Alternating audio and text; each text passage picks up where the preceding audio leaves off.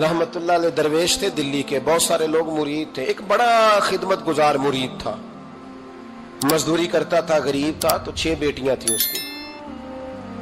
हजरत साहब के पास रोज आके कहता, हुजूर बच्चियों के लिए दुआ करें, अल्लाह कोई असबाब पैदा कर दे। एक बच्ची की शादी का खर्चा 1000 दिनार है और मैं गरीब हूं। हजरत साहब दुआ कर देते। खानका शरीफ के थोड़े ही फासले पर, हजरत जहां बैठ के मुरीदों की तरबियत करते थे, उससे थोड़ा ही फासले पर ना एक ईसाई रहता था, बड़ा मालदार था, बड़ी सारे ऊंट, गायें, भेड़, बकरियां रखी हुई थी, और हजरत शरफुद्दीन रहमतुल्लाह अलैह की बड़ी मुखालफत करता था।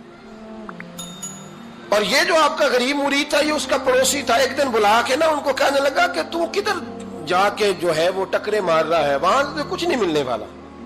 वो तुझे क्या देंगे जिनकी खानका खुद चंदे पे चलती है, मदरसा चंदे पे चलता है, मस्जिद चंदे पे चलती है, तेरी बेटी का मामला कहां हल होगा?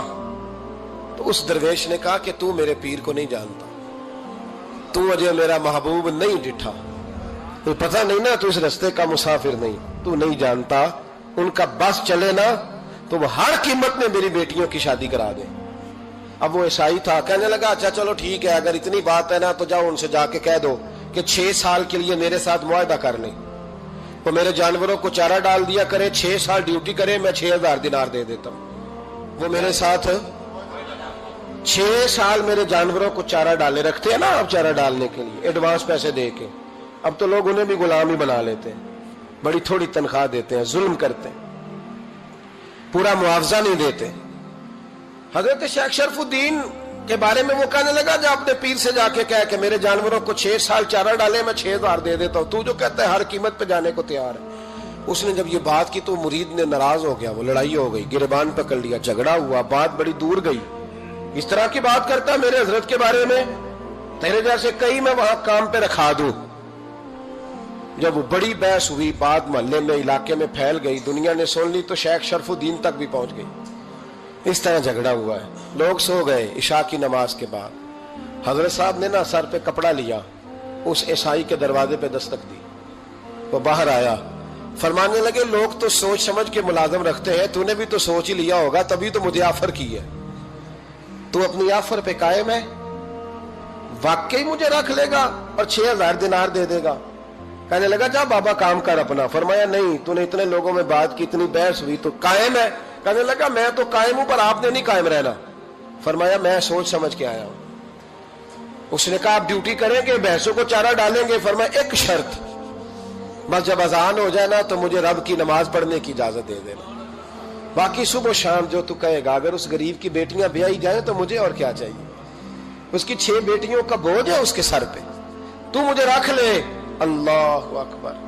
वो कहने लगा चले पे मेरे साथ खते बंदगी कर ले, आजकल हम स्टाम करते हैं, उस जमाने में खते बंदगी होता था, गुलामी का खत। काजी शहर के पास, यानी उसका ख्याल था कि चलो स्टाम की बात करूंगा तो भाग जाएंगे। फरमाया चल मैं तैयार हूं। काजी तक गए, तय हो गया, 6000 दिनार दे दिए। हजरत ने मुरीद को बुलाया, फरमाया पुत्र ये ले जा मेरी बेटियों को रवाना कर दे। कहने लगा हुजूर ये क्या कर रहे हो आप, कुछ सोचे? फरमाया यार जब तुझे बेटा बना लिया तो फिर मेरी पोतियां तो लगती हैं ना, मेरा हक तो बनता है ना, जाके ड्यूटी कर, उनको ब्याह दे। बात फैल गई। बादशाह भी अकीदतमंद था, वो 12000 दिनार लेके पहुंचा। क्या बताऊं इन रब के बंदों का दिल कैसा होता है, क्या दर्द होता है, क्या रंग। 12000 दिनार लेके बादशाह आया और आके हजरत को पेश किए, का हुजूर आप दें इस ईसाई को डबल दें और जाए काम करें। आप फरमाने लगे तू पैसे दे, शर्तें ना लगा, मेरा जहां दिल करेगा मैं खर्च करूंगा, मुझे तो मजा ही अब आने लगा है, अभी तो लुत्फ आ रहा है, अभी तो जायका आया है कुछ करने का, पैसे देने या तो दे, पाबंदी ना लगा, जहां मेरा दिल करेगा मैं। उसने कहा हुजूर ठीक है रख ले। हजरत ने फजर मस्जिद में पढ़ी, जेब में 12000 दिनार थे, ऐलान फरमाया भी किसी और की बेटी भी बैठी है तो पैसे मेरे पास है। वो 12000 दिनार भी बांट दिया, और 12000 दिनार बांट के ना तो फिर चले गए खेत में चारा काटने। उस ईसाई को किसी ने बतलाया कि उनके पास तो 12000 आया है, पर तुझसे जान नहीं छुड़ाई उन्होंने, कि वादा ये हुआ था कि 6 देंगे तो जाएंगे, जब तक देंगे नहीं तेरे घर में काम करेंगे। वो ना चारा काट रहे थे, हजरत साहब तो वहां पहुंच गया, दूर जाके खड़ा हो गया, कहने लगा बाबा پہلے تو میں نے مسلمانوں کے اخلاق سنے تھے، اب تو میں نے دیکھ بھی لیے، پر یہ بتا جب 12,000 آیا تھا جان کیوں نہیں چھڑائی؟ تو حضرت چارہ کاٹتے کاٹتے رو پڑے، فرمانے لگے تو نہیں نہ جانتا یہ بیٹیاں سانجی ہوتی ہیں، پتہ نہیں نا؟ میرے رسول پاک نے تو حاتم تائی کی بیٹی کے سر پہ کپڑا رکھ کے کہا تھا بیٹیاں برابر ہوتی ہیں، تو یہ نہیں پتا جب اس کی 6 بیٹیوں کی شادی ہوئی ہے میرے اندر روحانیت کتنی بڑی ہے۔ فرمایا پھر 12,000 آیا ہے تو 2-4 بچیاں پھر گئی ہیں، تو یہ نہیں پتا میں اندر سے راضی کتنا ہوں، میں تیری نوکری کرتا رہوں گا، پتہ نہیں اللہ کتنی بیٹیوں کو بیاہ دے گا۔ اتنا رویا وہ عیسائی کے پیروں میں بیٹھ گیا، کہنے لگا بابا میں نے تیری مخالفت کی ہے پر تیرے قریب آ کے پتہ چلا ہے کہ تو بہت اونچے اخلاق کا مالک ہے، اور اگر تیرا یہ مقام ہے تو تجھے اخلاق سکھانے والے محمد عربی کی شان کتنی ہوگی۔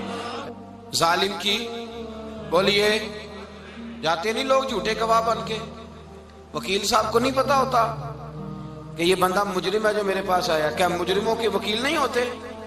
بولے تو اس کو پتا نہیں ہوتا وکیل صاحب کو کہ یہ صاحب مجرم ہے، میرے پاس مقدمہ لے کے آئے، اور اگر بے ادبی نہ ہو جائے تو میرا خیال ہے قاضی عدالت کو بھی پتا ہوتا ہے کہ مجرم کون ہے اور مظلوم۔ میرے نبی پاک صلی اللہ علیہ وسلم نے اس قدر زیادہ سختی فرمائی اس مسئلے میں، فرمایا جس کو پتا تھا کہ فلاں آدمی ظالم ہے، ظلم کر رہا، پھر وہ ظالم کا گواہ بنا یا اس نے ظالم کی مدد کی، کتنی کی؟ شارحین لکھتے ہیں چاہے اس نے ایک جملہ بول کے کی، چاہے ایک، سارے بولیے، چاہے ایک غریب کو اس نے ظلم کیا تو کہتے ہیں علاج یہ سی، چاہے ایک جملہ بول کے کی، شارحین اس حدیث کی شرح میں لکھتے ہیں ایک جملہ بول کے چاہے مدد کی، جس بندے نے کسی ظالم کی مدد کی کسی مقدمے میں یا کسی صورت میں اور اسے پتا تھا یہ ظالم ہے، میرے نبی پاک صلی اللہ تعالی علیہ وسلم فرماتے ہیں اگر اس نے مدد کی، ابھی ظالم کی بات نہیں ہو رہی، ظالم کے مددگار کی بات ہو رہی، اگر کسی نے ظالم کی مدد کی تو حضور فرماتے ہیں خدا بھی اس سے بری و ذمہ ہے، رسول بھی اس سے بری و ذمہ ہے۔ سنبھال کے رکھے اپنی نمازیں، قربانیاں، حج، زکوٰۃ سنبھال کے رکھے۔ اگر ظالموں کا مددگار ہے، الیکشن آ لینے دے، آپ کو نظر آ جائے گا کون کون ظالموں کا مددگار ہے، نظر آ جائے گا۔ اپنی جیب سے لوگ پیسے دے کے ظالموں کی مدد کریں گے، ان کے فلیکس چھپوائیں گے، بورڈ لگوائیں گے، جیبوں سے پیسے دے کے۔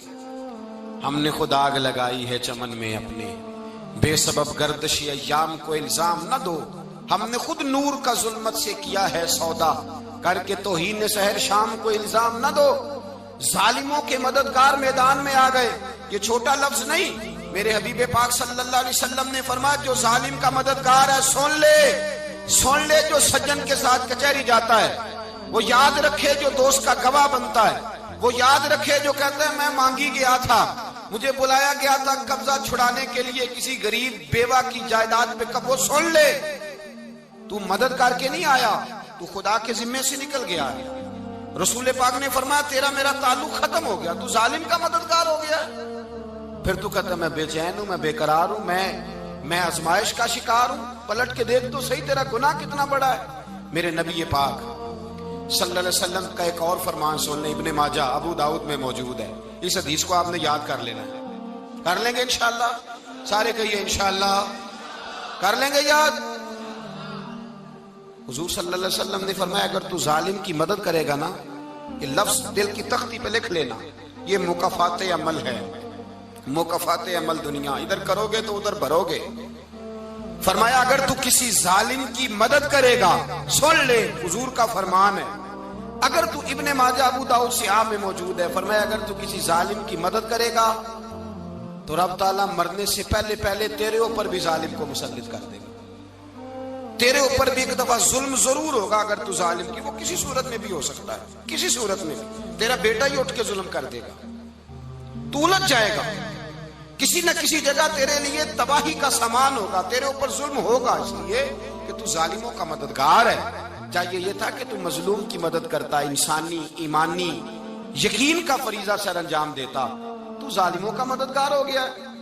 ٹٹول کے دیکھ لیں، رزلٹ نکال کے دیکھ لیں، ہمارے زمانے میں ظالموں کے مددگار زیادہ ہیں، اتنی لمبی زبانیں نکال کے ظالموں کی مدد کرتے ہیں، بڑے بڑے کالم نویس اللہ نے انہیں قدرت دی لکھنے کی، تو اپنا قلم ظالموں کی مدد میں خرچ کرتے ہیں۔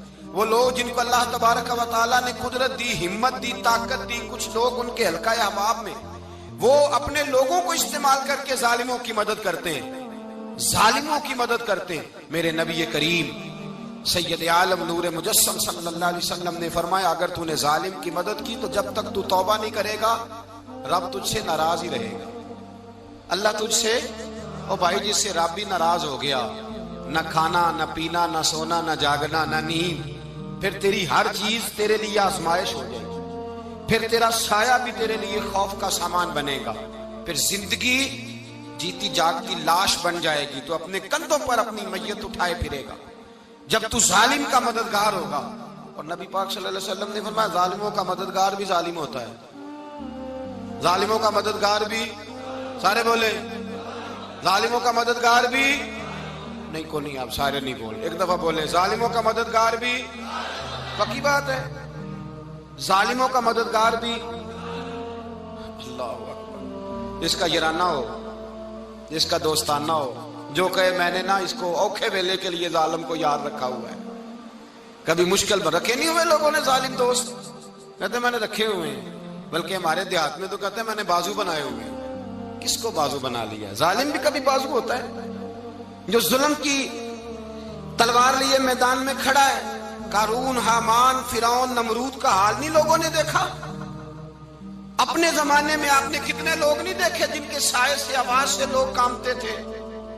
پھر پولیس کی گاڑیوں میں وہ اس طرح مردہ پڑے کہ دنیا نے تماشا دیکھا ان کا۔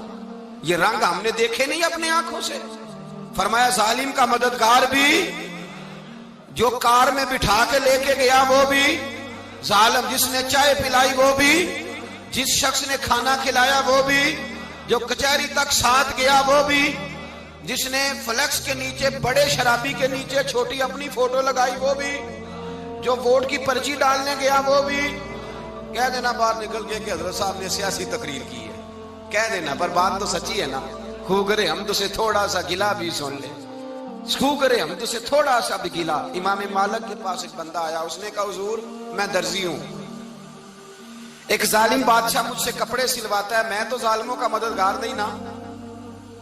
ایک ظالم بادشاہ مجھ سے، حضور میں تو مددگار نہیں نا ظالموں کا۔ جو فرمایا ظالموں کا مددگار بھی ظالم ہوتا ہے، تو کپڑے لے کے آتا ہے میں سی کے دے دیتا ہوں، ذمہ داری نہیں۔ ایک آدمی دکاندار ہے، اس سے کوئی بندہ چیز خریدنے آئے گا تو تھوڑی کہے گا میں نے نہیں دینی، تو دے گا۔ کوئی بندہ اگر کسی شخص سے کوئی کام کہتا ہے جو اس کی فیلڈ ہے، اس کا شعبہ ہے، اس کا معاش کا وہ سلسلہ ہے، کہتے ہیں یا رسول اللہ صلی اللہ علیہ وسلم ظالموں کا مددگار بھی ظالم، حضور نے فرما دیا۔ تو امام مالک سے بندے نے مسئلہ پوچھا، دل کی تختی پہ لکھنے والی باتیں ہیں، کہا حضور میں درزی ہوں، ظالم کپڑے سلواتے ہیں، میں تو مددگار نہیں نا۔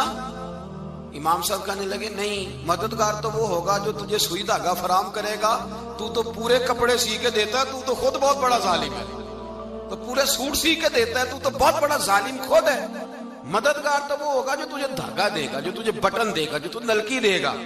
جو ظالم سے اتنی نفرت ظلم کر کے بندہ آئے، یہاں تو ہمارے زمانے میں ہیرو بن جاتے ہیں لوگ، ظالم ہیرو ہے، لوگ اس سے ڈرتے پھرتے ہیں، گھومتے پھرتے ہیں، اور بہت سارے کم مزاج لوگ اس کے پیچھے ہاتھ باندھ کے پھرتے ہیں۔ ظالموں کی مدد کرنا، ظالموں کے ساتھ رہنا، یہ ظلم ہے، ظلم، یہ زیادتی ہے۔ میرے نبی پاک صلی اللہ تعالی علیہ وآلہ وسلم نے ارشاد فرمایا، یاد رکھو رب فرماتا ہے میں مظلوم کی مدد ضرور کروں گا، چاہے جلدی کروں چاہے دیر سے کروں، میں مظلوم کی مدد۔ اور حضور صلی اللہ علیہ وسلم نے فرمایا ہے، حضرت معاذ بن جبل کہتے ہیں حضور نے مجھے یمن کا گورنر بنایا، جب میں جانے لگا نا تو حضور نے بڑی نصیحتیں کی، بخاری میں موجود ہے، فرماتے ہیں جب میں پلٹنے لگا تو میرے رسول نے فرمایا معاذ ایک منٹ ٹھہر جا، ایک بات میری یاد رکھنا، اس کو نہ بھولنا۔ کہا حضور کیا؟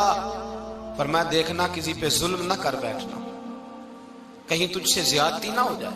محبوبہ پھر حضور نے فرمایا سن میرے معاذ، میں تجھے گورنر بنا رہا ہوں، زیادتی نہ کر بیٹھنا۔ یا رسول اللہ صلی اللہ علیہ وسلم کیا ہوتا ہے؟ تو میرے کریم نے فرمایا جب مظلوم دعا کے لیے ہاتھ اٹھاتا ہے تو عرش کا مالک کہتا ہے فرشتوں پیچھے ہٹ جاؤ، عرش کا مالک کہتا ہے فرشتوں پیچھے ہٹ جاؤ۔